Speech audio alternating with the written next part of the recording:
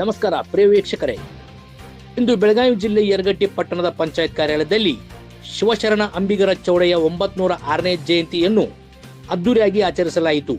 ಈ ಸಂದರ್ಭದಲ್ಲಿ ಮಲ್ಲು ಬಾರ್ಕಿ ಮಾತನಾಡಿ, ನೇರ ನಿರ್ಭೀತ ನುಡಿಗಳಿಂದ ಜಾತಿ ವ್ಯವಸ್ಥೆ ಶೋಷಣೆಯ ವಿರುದ್ಧ ವಚನಗಳನ್ನು ರಚಿಸಿದ್ದ ವಚನಕಾರ ನಿಜ ಶರಣ ಎಂದು ಮಾತನಾಡಿದರು.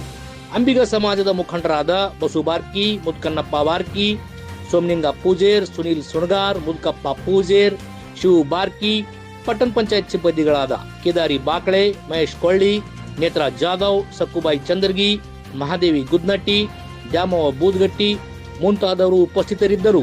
ಇದು ಇವತ್ತಿನ ಅಪ್ಡೇಟ್ ಟಿವಿ 24 ಪ್ರೈಮ್, ನಿಮ್ಮೊಳಗಿನ ಧ್ವನಿ.